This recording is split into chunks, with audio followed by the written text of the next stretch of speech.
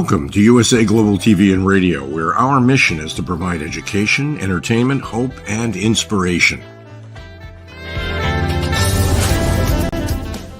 USA Global TV and Radio connects you with experts and audiences all around the world every single day to help you succeed in business and to live a richer life.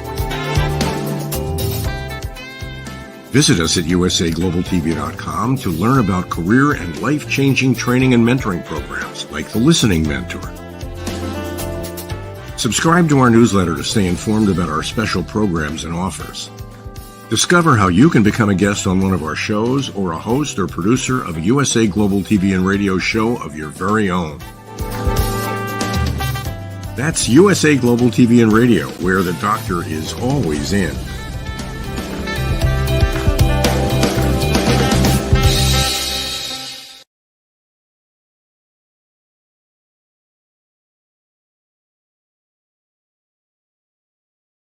TV and Radio, where we provide world-class education, entertainment, hope, and inspiration. I'm Caroline Heward, your host for tonight's show. Our show tonight is A Woman's Prerogative. A warm welcome to our loyal viewers and our new viewers that are here for the first time. And a very warm welcome to those that are watching on the live and the replay. Our show today is brought to you in partnership with E360 TV. Hello to all of our friends and our loyal subscribers. A Woman's Prerogative is our show tonight, and our topic is a very interesting one. Digital diplomacy, how social media is redefining global etiquette. This is a bit of a pet thing for me and a really, really cool subject because as I am a baby boomer, the last of the baby boomers, I remember that when I was at school, which was a long time ago, we wrote in proper sentences and we learnt real grammar, where to put capital letters, full stops, commas, semicolons, and all sorts of other grammar etiquette. And I feel as a baby boomer and the way that we grew up in learning English and English language and the way that we communicated was very much long form. And in researching for this particular topic tonight, I was really quite surprised to see that some of the bugbears that I had were coming up in my research. And so let's dive into the subject. Let's get going into the topic. So how has social media changed the way that people interact globally to traditional communication methods? Well, as I just mentioned, that when I was growing up, we used everything as long form. So letters were long form. It was dear sir, dear madam, yours sincerely, yours faithfully. Well, that's all gone by the wayside now. There's none of that. It's much more informal. It's much more, I get a lot of text messages and messages just saying, hi, hello, how are you? And they're just one-liners. And I kind of think, well, what's all that about? What do they want? You know, I would introduce myself by saying, hello, I'm Caroline Heward. I read your advert on this site, and I'm really interested to find out more about your services. I'm interested to find out more about this specific service. Could you give me more information? This is how you can contact me. And I would like give a proper introduction. But very, very much now I see that it's very much short form. It's almost like the written communication has become very much a text hi, and then you go hi back. And then they come back with, how are you? And then you go back with, I'm okay. How can I help you? And they come back and say, are you having a good day?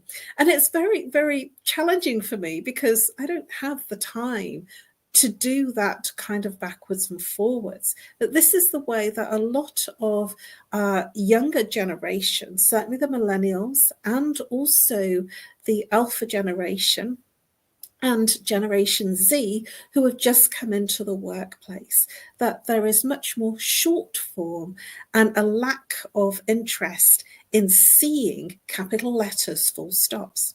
Now, there's something I want to share with you about that in my research over recent months, certainly over this last year, I have noticed that, and in my research, I've seen that the millennials and certainly Generation Z feel that you're being very confrontational when you send a message by text or any form of written communication that includes capital letters, full stops, commas, essentially grammar. And if you introduce paragraphs, they don't read it. They only read one-liners, 1 or 2 lines. And if you put full stops or capital letters or paragraphs, they don't actually assimilate it, and they feel that you're being, 1, confrontational, and 2, they're feeling uncomfortable about that communication. And so they don't read it and they don't communicate and they ghost you. Now, I didn't realize this, and in my research over this past year, when people have come in and said hi, I've also felt that I've been feeling confronted with, well, hi yourself, what is it that you want? Tell me who you are. No introduction or anything. And sometimes they don't even say their name. So this is just something from the generations that I have noticed that's changed. But let's look at how digital diplomacy, in terms of how social media, refining etiquette, understanding generational communication, as well as being acceptable and accepting how the different generations are receiving that communication. So traditional methods of social media have changed the way that people communicate from traditional, which was long form. And the reason for that is because there's less time, there's more immediacy, there's more need for an immediate communication, an immediate response. So it's instantaneous. Also, it's real-time interaction. A hi receives a hi back. Hello, how are you? Receives a hello, how are you back? And if you don't respond back immediate, they wonder what's wrong. I've certainly received messages with 4 question marks because I haven't responded within a minute. And in 30 seconds, they start to get very aggressive, putting 2 question marks. And then in a minute, they've put 4 question marks saying, essentially, why aren't you responding to me? So there is a real-time, instantaneous requirement to respond. Now, this instantaneous response mechanism that our generations now in social media are expecting and almost demanding, it's like a quiet and a silent understanding that there is an expectation that you respond instantly, is that it blurs the lines of formal and social communication. This hi, hello, it's much more informal from the way that we would write long form, as in terms of emails and letters. And certainly there's no dear sir or madam, and there's no yours sincerely, faithfully. There's none of that, and there's no paragraphs. And so it does change the way that people are receiving that communication. I'm very much a fan of grammar, and even when I'm texting, I will write everything in full. And I've had some friends make comments about the fact that they're amazed at the time and the trouble that I take to write messages in full with proper commas and proper grammar. And that's because that's the way I am. And at the same time, I'm now very aware that the etiquette of younger generations is finding it offensive and almost so confrontational that I'm losing the opportunities to engage with some people because they feel that I'm being very confrontational with them. So when there is a requirement to be immediate in your response, it then doesn't allow you or give you the space to think about how you're going to respond. And if it's something that's a little bit antagonistic or something that brings up some emotion in you, The challenges with when you are responding from an emotional place is when your emotion goes up, your intelligence goes down. And the challenge with that in terms of responding when your emotions are up is that you're probably going to blurt out the wrong thing, or you're almost going to make a faux pas and upset the other person. And there are times that I feel that when I've read a message, that when I read it the first time, and it's also about the mood that you're in and what's happened just before you've received the message, and you may scan it rather than read it in full, and you may not have taken it in the way that it was meant, and it's always about context. And if you've just had been on a complaint call, and you've been on a call with a bank for a long time where you've dealt with a difficult situation, and then you go into that message, and your response then is from an emotional place, which has nothing to do with the person that has sent you the message. And so you may see that message inappropriately. You may think that in that space of receiving that message, that they're being a bit angry with you, or they're being a bit inappropriate with you. And so you respond emotionally and angrily. And then the other person receives that communication. They go, whoa, what's all this about? And so in that instantaneous requirement for response, that etiquette goes down the pan. There is no etiquette because there is a need, a desire, and almost if you don't respond instantly, there is a fear of upsetting someone on the other side of that communication. So it's challenging. As I've said, that in terms of the way that people receive that communication, you're not responsible for what state they're in. Now, communication, when it's written, is very flat. It lacks tone. It lacks facial gesture and facial expression. It lacks the eyes. You can't see if that person is being genuine. You can't hear the tone of that person. You can't hear whether they're being very compassionate with you or empathic with you. You can't hear if they're being angry. But if it's written with full stops and capital letters, and the younger generations are seeing that as offensive, and you're seeing it as writing proper grammar and a proper response, can you see how this misunderstanding and miscommunication can occur? So looking at the impact of global etiquette, it's important to have a realization that things have changed. I remember when the professional communication was exactly that. It was professional. It was in the professional forums. But now, professional communication is on the social media platforms. There are many people that you wouldn't have been able to have a conversation with a hi, hello, how are things? I'm having a bad day. I'm having a challenging. That just wouldn't have been heard of. And I'm really surprised in my feed to see people like politicians, for instance, and celebrities writing about their day and inviting comment and responding to comment with one-liners. And it's really blowing my mind in terms of the fact that I'm a real fan of Tony Hadley. And I've been following Spandau Ballet since 1979 when they first came out onto the scene. And when they first came out, it was very underground. I was very much seeing and dancing to that music in the nightclubs.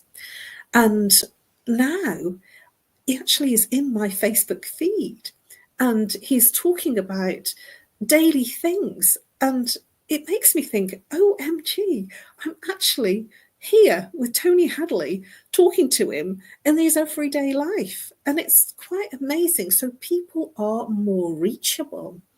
People are much more open for that conversation. And it is a conversation, even though it's on social media. So because the professional settings are blurred, there are politicians using social media. And we have seen some interesting changes with the political environment and social media. We have seen huge sways of opinion and changes in the polls because of social media campaigns. And that was not the case previously when I was growing up. It was very much a very professional and public debate on screen, on TV, and in the press and press conferences. Now things are being thrashed out in front of your very eyes, in your living room, in your bedroom, on your phone, when you're in your privacy of your own home. And so in this space of your privacy, norms are blurred. It's completely unbelievable how the norms have become. It's normal now to have those conversations, those difficult conversations, and those challenging, structured conversations of what you believe and what the other person believes. So when does it become a minefield when you use social media? And I'd like to share with you a time in the UK. It was in the UK, and it was very talked about. So I'm sure that this will be a subject that there will be a lot of people that have some familiarity with. And this isn't to get political. This is just to give you some insight. But the UK has exited Brexit and has gone through Brexit and exited the European Union. Now, my mum, she's a very wise person. And when I was young, she said to me, there are 3 subjects to stay away from when you're in conversation and in your social. And she said, if you stay away from these subjects, you'll have friends for life. You won't offend anybody or upset anybody. So she said, these 3 topics, stay away from, because they're subjects that people have a strong belief in and you'll never sway them. One of them was politics. The second was war. And the third was religion. And there was a couple of others as I got older that she brought in, such as sex and education about sex. But in the main, what we're talking about is politics here in my example. Now, I saw in front of my very eyes very professional people that I knew from corporate through my personal self-development world that were very evolved as people and in coaching and environments where they've really done a lot of work on themselves. And I saw huge slating and slanging matches on social media about Brexit, that some believed that we should and some believed that we shouldn't. And what there was huge debate and outcry and outrage on either side. I watched, observed without getting into it, because I remember my mum's wise words. Never get into politics, because you're never going to win and you're going to offend the other person, because you can't sway them. You can't show them what you believe. You can say and then expect there to be something that comes back that might not agree with what you believe. There was a lot of people that I saw having huge outrages with each other and blocking each other and saying very challenging things to each other that I was surprised about.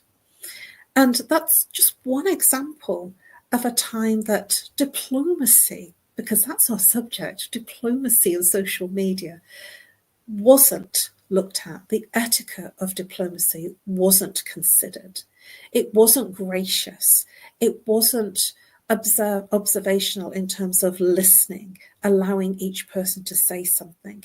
It was more a case of the fact that people were very fixed in their view of what they believe, and they weren't open to listen or indeed open to look at somebody else's view without an argument. So this is where I feel that certainly in that example, and there are many other examples, that it's important to have a space of real diplomacy of and respect of other people's views on certain topics. And I'm actually seeing now a lot of conversation on social media about Liam Payne. I'm not very good with keeping up with what goes on television. I watch certain things. But then I found out, because there was a subject that came in, Liam Payne, who was from One Direction. And I remember One Direction, and I thought, oh, they were a fun group, that, fun songs, and there were dancey songs, and I really enjoyed them. I just didn't know the names of the group. And he's 31 and he's died recently, and there's a lot of controversy about it. And I felt very upset because he was so young. But the things that are being said and the things that I've read are being quite judging of his lifestyle. He did this, he did that.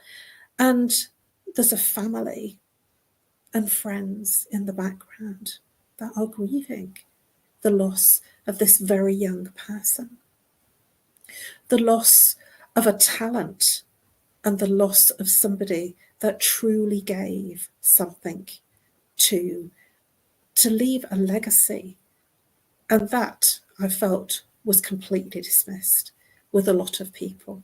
There has been some extraordinary emotional posts, full of sadness and, oh my gosh, how come a short life taken too soon?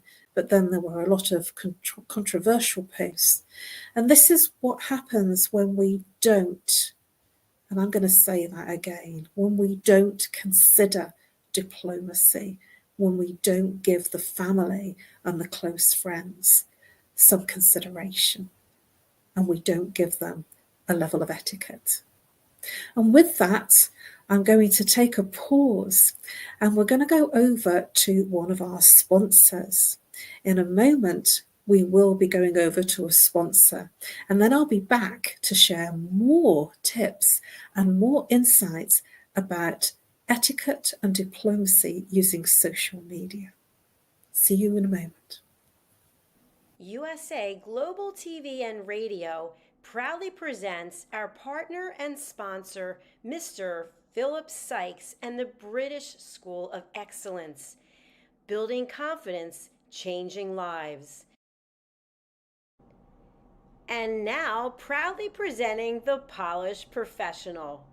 On a transformative journey with the British School of Excellence's comprehensive suite of masterclasses, crafted to elevate your professional and personal life.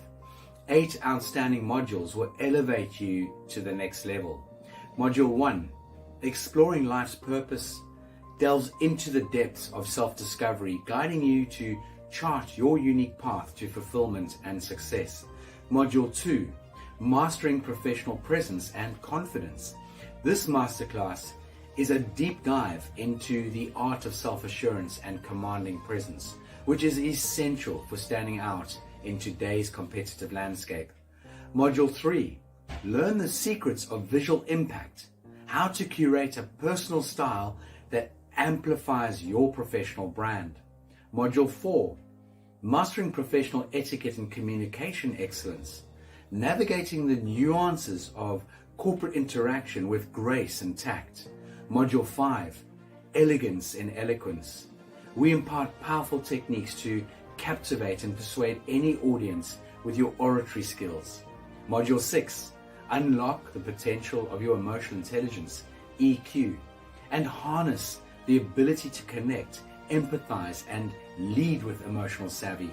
Module 7, Mastering DISC, building a gateway to understanding behavioral styles, fostering better personal and professional relationships. Module 8, Mastery in Dining Etiquette, building your confidence to perfect the subtleties of dining with finesse, enhancing your social savviness at any table. Step into the Polished Professional program where poise, elegance, and excellence aren't just taught, they're instilled for life. Join us to redefine your potential and polish your professional edge. To learn more, go to thebritishschoolofexcellence.com. The British School of Excellence are investors in people. Let us invest in you. Hello. Welcome back to USA Global TV and Radio and A Woman's Prerogative. So I'm going to now look at some other aspects of social media and diplomacy. Now, how misunderstandings occur. One of the things I want to look at is influencers. How have influencers changed social media? And my feeling is, from looking at social media and influencers, is that they take the lead. They lead by example. And they have huge followings. And the way that they communicate is also the way that others will communicate back. It's what we would call behavior breeds behavior. And if you are behaving in one way, it will lead the followers and other people to follow you and behave in the same way. So if an influencer is outraged about something, all their followers will go in line and be outraged at the same thing. And so suddenly something very small can become quite big. And influencers are much from our younger generations. They are millennials, and they are alpha, and they are Zoomers, so Generation Z. In the main, there are very few that are much older from the older generations. And they have different ways, different standards, and different styles. And one of the things that I have seen, and I welcome some of them and I don't like some of them, and that is emojis. And I believe that emojis came from a need to stop communication that's written being flat.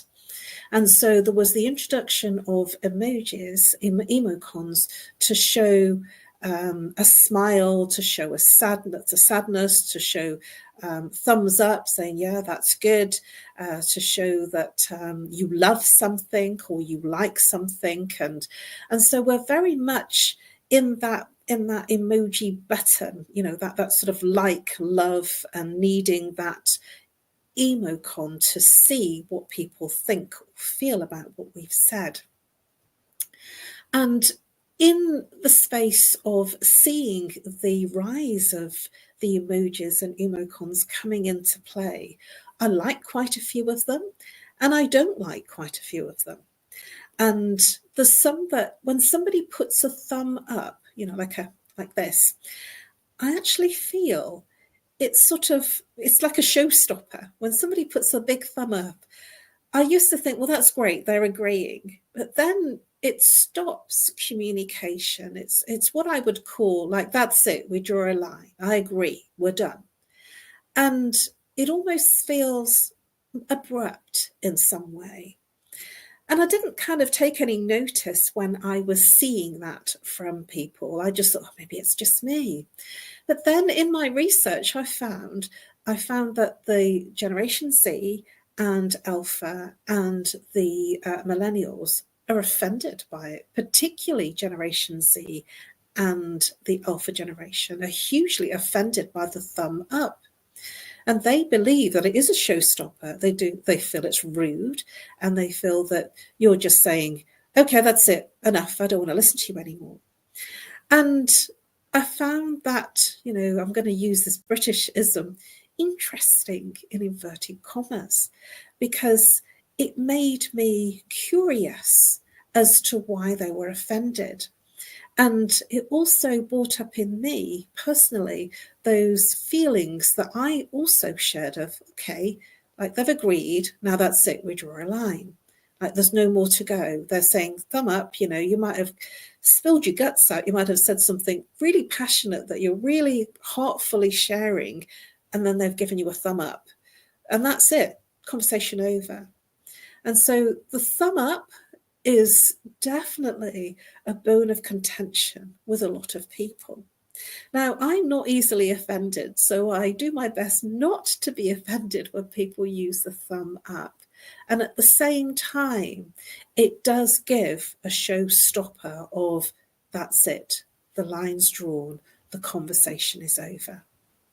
I much prefer to leave something that somebody said with a love, a heart underneath it. Or, yeah, I totally agree with you. Or, I get that, I'm with you all the way. And have a good rest of the day. It's a very polite way and a very Britishness in me. And there are still people that are communicating in that way. So it's important to have an appreciation of how different people from different generations, as well as different cultures, will receive your communication. Even the simple thumbs up can cause offense. Were you aware of that? And if you weren't, now, will this change the way that you communicate? Will this make you a little bit more thoughtful and a bit more diplomatic in how you respond to messages? Will you be more comfortable to say hi back, how are you? Even if it is with a politician or a celebrity, because I have seen celebrities, pop stars, communicating in this very, very informal conversational way. I somehow feel a bit afraid of it and welcoming of it. I'm feeling, wow, they're so close, and yet on stage they're so far away. This communication on social media has brought the etiquette into a very different space of beingness. It has moved the way that we communicate to be far more informal. And I feel it's important to have an appreciation that even though we are communicating on social media platforms, that there is, for some cultures and some professional organizations, a requirement, a need, and an expectation that there is proper communication with full grammar. And that, from my perspective, I feel is making a boundary. It's saying, hey, this is how we communicate. And it's important to have respectful communication. So when you are communicating and using etiquette, it is really vital that you have an understanding of what the other person, company, organization is expecting. Do a little bit of research and find out who they are and how they communicate and how they want to be communicated with, because you may easily offend them without even trying. There's another topic that I want to bring in, which is a huge topic, and we are almost coming to the end of our show, believe it or not. And that is that being in social media, being so open and exposed that everyone can reach you, especially if you're a public figure. And I am a public figure, as well as USA Global TV and Radio, our wonderful channel owner and host, Dr. JACALYN KERBECK, is a public figure, and we have huge followings. And so we can be subject to trolling or aggressive communication, or people not agreeing with you and feeling it's personal. And there has been instances where public figures have been trolled to such a point that it is bullying online. And this is where social etiquette has gone out of the window. It's not even being adhered to. It's not being understood. And it's like they're in the playground.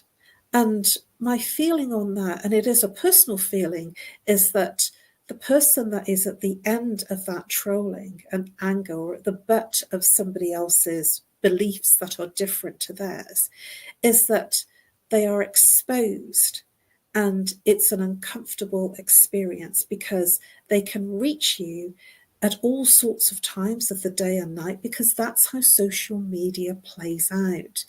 It is an immediate response, and it can reach you at 2 and 3 in the morning, as well as during working hours. It can reach you at 6 in the morning. There's no time.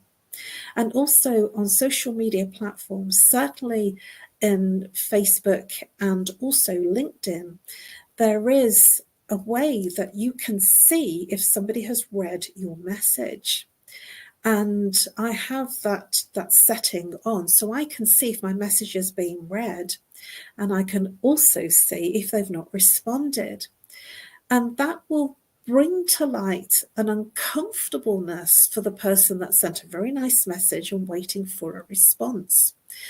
And when they don't get it, then there is this inner feeling that can come up of, well, what did I do wrong? Did I say something wrong? And this is where, again, etiquette goes out the window, because the person has written you a nice message, they know that you've seen it, and then there is no response. And what do you do with that no response? My feeling is, if you are not interested, is to say, thank you very much for your message. I'm sorry, at this present time, this isn't for me. Or thank you very much, I'm not the right person to speak to. Or be communicative, respond in a way that helps the other person know that you have read, understood. And if it's not for you, it saves them resending the message and like tapping you on the shoulder and basically saying, why aren't you responding to me? And in that space of being diplomatic and being responsive, saying, no, thank you for your message, but this is not for me, is almost a better way of communicating. At a level of diplomacy and etiquette. But because we are so busy, and we have a culture of busyness, we are so filled with what we have to do, what we should do, that we don't get everything done. We don't do all of our etiquette on social media. And that's because it is so fast that we've moved on to the next few messages. And we only look at what's at the top of the box. And frequently I've missed messages because I'm working on different platforms. And my invitation for you, if somebody's not responded to your message, is to simply have an appreciation. Maybe they forgot, maybe they didn't get to it, and maybe you might need to send a reminder. So I hope that this has been helpful to you in looking at the diplomacy of social media and etiquette and the platforms that we are now interacting and engaging on. I'm Caroline Heward, and I've been your host this evening for A Woman's Prerogative. I'm also known as the Harley Street Stress Expert, and I'm a TV presenter on this channel and the resident therapist. I help people bust their stress. How do I do that?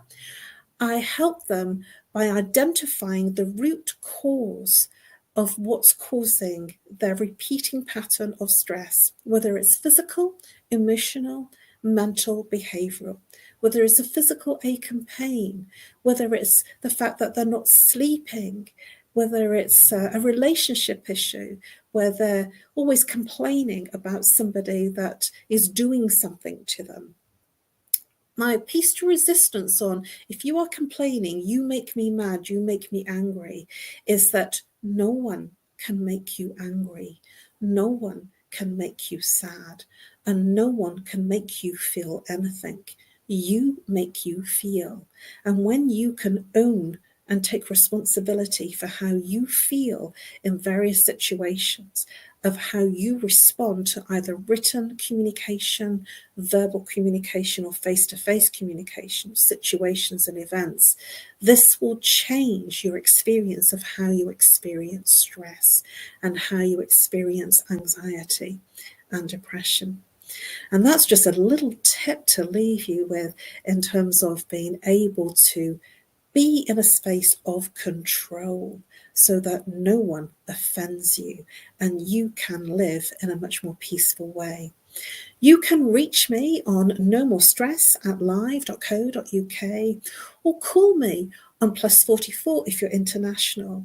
If you're local, 07523 120 189. You can also follow me on my social media. I'm on LinkedIn and Facebook. Those are my preferred social media platforms. And you can reach out and ask me a question. I promise I will respond, and I promise I will be helpful in whatever you need. Thank you very much. It's been wonderful to deliver and be your host for A Woman's Prerogative, and I look forward to seeing you next week at 7 p.m.